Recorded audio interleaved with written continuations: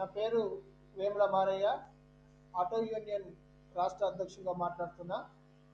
ఏదైతే అంతర్జాతీయంగా Iraq, Iran, Israel, America దేశాలలో యుద్ధాలు జరుగుతున్నాయని చెప్పి భారతదేశంలో ఉన్నటువంటి మరి కూడాయిల రేట్లు పెరగబోతున్నాయి అని చెప్పి హైదరాబాద్ నగరంలో తెలంగాణ రాష్ట్ర వ్యాప్తంగా మొత్తం గ్యాస్ ఏజెన్సీ కంపెనీలన్నీ పెట్రోల్ బంకులు, డీజిల్, గ్యాస్, ఎల్పిజి రేట్లు ప్రజెంట్ ఆటో వాళ్లకు ఇప్పటికే గిరాకులు లేక మీటర్ రేట్లు పెరగక అనేక ఇబ్బందులలో ఉన్నారు. ఒక గ్యాస్ లీటర్ పైన గతంలో 53, 54 రూపాయలు ఉన్న లీటర్ గ్యాసు సడన్గా ఈరోజు ఉదయం నుండి 90 నుంచి 110, 120 అంత రేటు పెంచి ఇలా లైన్లో నిలబడి ఆటో డ్రైవర్లు ఇబ్బంది పెడుతున్నారు.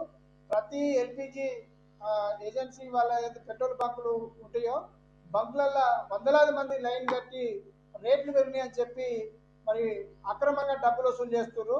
కాబట్టి ఈ సందర్భంగా కేంద్ర రాష్ట్ర ప్రభుత్వాలకు మేము ఆటో యూనియన్గా విజ్ఞప్తి చేస్తున్నాం. ఈ అక్రమ రేట్ల విధానం ఏదైతే గ్యాస్ ఏజెన్సీలు వసూలు చేస్తున్నాయో తక్షణమే అరికట్టాలి. ఆయిల్ కంపెనీలు రేటు సట్లను ఇప్పటిదాకా నేను కనుక్కుంటే ఎక్కడ కూడా బంకులలో రాలే, కానీ అదనంగా రాకముందుకే అక్కడ ఎన్నో వర్షం పడితే ఇక్కడ గొడుగు పట్టినట్టుగా మరి హైదరాబాద్ నగరంలో ఉన్నటువంటి లక్షలాది మంది ఆటో కార్మికులను కొట్టగొట్టి వాళ్ళకి ఇబ్బంది పెట్టే ప్రయత్నం చేస్తుంది ఈ ఏజెన్సీకి, గ్యాస్ ఏజెన్సీ కంపెనీలు. కాబట్టి తక్షణమే రాష్ట్ర ప్రభుత్వం చర్య తీసుకోవాలి.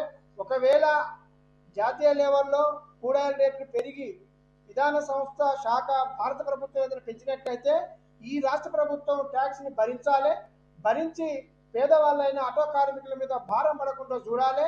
అదేవిధంగా ఆయిల్ కొరత పేరుతోటి ఏదైతే గ్యాస్ వాళ్ళు మోసం చేసి దోసుకుంటున్నారో ఆ దోపిడిని అరికట్టాలి.